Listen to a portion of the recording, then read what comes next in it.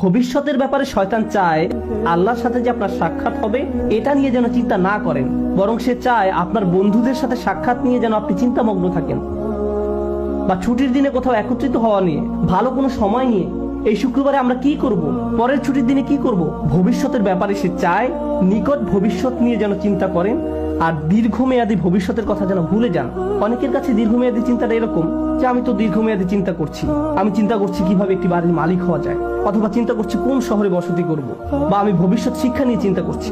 কিন্তু আল্লাহ আসলে চান আপনি যেন আরো দীর্ঘমেয়াদী চিন্তা করেন। যখন আপনি তার সামনে গিয়ে দণ্ডায়মান হব তখন কি জবাব দেব, এভাবে যখন চিন্তা করবেন তখন আল্লাহর সাথে সাক্ষাৎ নিয়ে আপনার একটা পরিকল্পনা থাকবে। ঠিক যেমন তরুণরা ভার্সিটিতে ভর্তি হওয়ার পর তাদের একটা প্ল্যান থাকে 3 বা 4 বছরের মাঝে গ্রাজুয়েট হওয়া। এই প্ল্যান থাকার ফলে আপনি তখন অনেক সাবধানতার সাথে বিভিন্ন কোর্স নেবেন।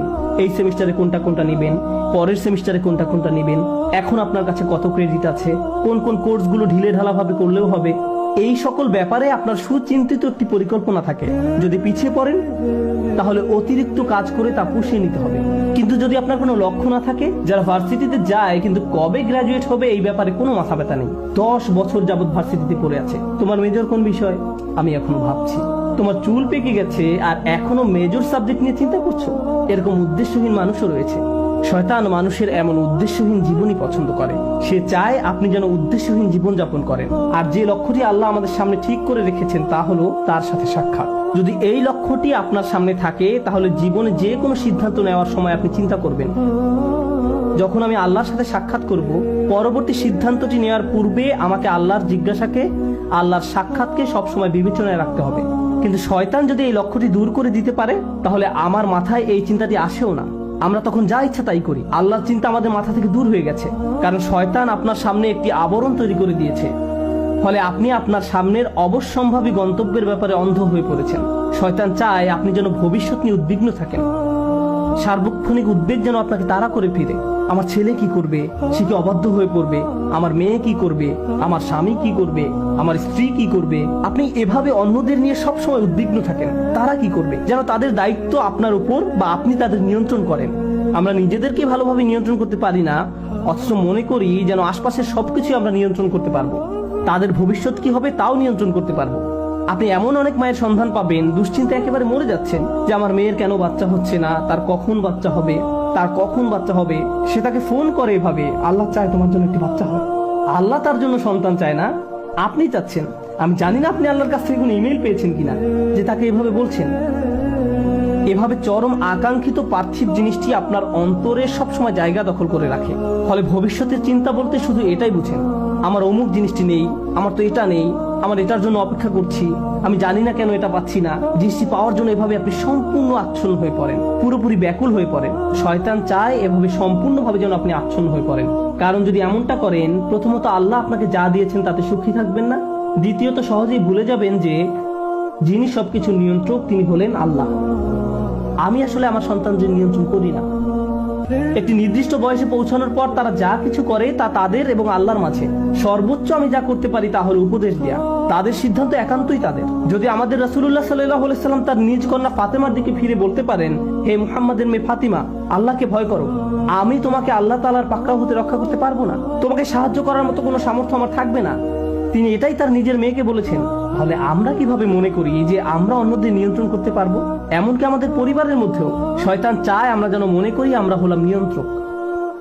কিন্তু বিষয়টা আসলে আল্লাহর অধিকারে।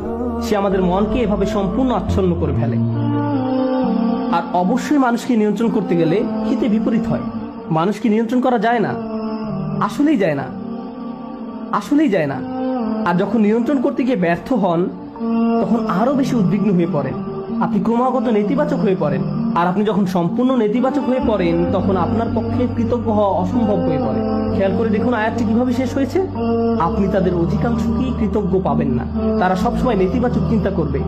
আমার চাকরির কি হবে, টাকা কোথায় পাবো, এটা কোত্থেকে আসবে, ওটা কোত্থেকে আসবে, স্বাস্থ্যের কি হবে, বাচ্চাদের কি হবে, অমুক অমুক ব্যাপারে কি হবে, যদি তারা জেনে যায়, যদি এমনটা ঘটে, যদি সে কিছু বলে বা যদি তিনি কিছু করেন। আর এসব তুচ্ছ ব্যাপার নিয়ে আপনি এতটা আচ্ছন্ন হয়ে পড়েন যে ভুলে যান আল্লাহ ভবিষ্যতের নিয়ন্ত্রক।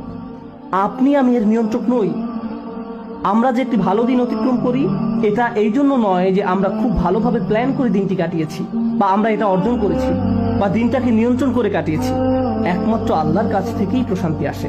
আমাদের শরীর যে সঠিকভাবে কাজ করছে এবং এখানে শুক্রবারে জুমার নামাজের জন্য যে এসে বসে আছি, আল্লাহ আমাদের এই শক্তি সামর্থ্য দিয়েছেন। আর আমরা এটা ভুলে যাই, আমরা মনে করি ভবিষ্যতে সবকিছু আমরা নিজেরাই সমাধান করে ফেলতে পারবো। শয়তান এই কাজটাই করে, সে আপনাকে এই ধারণা দিয়ে বিভ্রান্ত করে ফেলে যে ভবিষ্যৎ আমাদের নিয়ন্ত্রণে। শয়তানের আরো একটি বড় অস্ত্র হলো ভবিষ্যৎ সম্পর্কে আপনাকে হতাশ করে দেয়া। আরে কোনো কিছুতেই কাজ হবে না, পূর্বের কোনো পরিকল্পনাই তো কাজে আসেনি, তুমি সব সময় ব্যর্থ হবে, তোমার কপালে শুধু ব্যর্থতাই আছে। এভাবে নিজের সম্পর্কে এত হতাশ এবং নেতিবাচক হয়ে পড়েন যে আপনি শুধু নিজের সম্পর্কে হতাশাজনক মনোভাব পোষণ করেন না, বরং এই হতাশা সংক্রামক হয়ে পড়ে। যেমন কেউ যদি পরীক্ষায় পাশ করে আসে, আপনি হয়তো তখন বলে বসেন, পাশ করলে কি হবে, চাকরি পাবে না, পারিবারিক ঐতিহ্য কি বা করার আছে। এটা শয়তানের দুঃখবাদ বা হতাশার একটা অংশ। সে আপনার কাছ থেকে এটাই আশা করে, কারণ কেউ যদি সবসময় এভাবে দুঃখ এবং হতাশায় নিমজ্জিত থাকে, তাহলে কিভাবে সে আল্লাহর প্রতি আশা ধরে রাখবে? কোন অন্তর নিয়ে তারা আল্লাহর নিকট দোয়া করবে? যদি তারা ইতিমধ্যে পরাজয় স্বীকার করে নেয়, তাহলে কোনো কিছুই আর কাজ করবে না। তখন আল্লাহর নিকট থেকে তাদের আর কোনো প্রত্যাশা থাকে না। আল্লাহর সাথে আমাদের সবচেয়ে গুরুত্বপূর্ণ সম্পর্ক হলো তার নিকট দোয়া করা, তার নিকট আশা করা।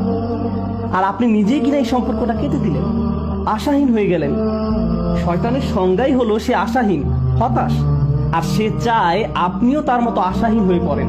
এভাবে মানুষকে সে সম্মুখ ভাগ থেকে আক্রমণ করে।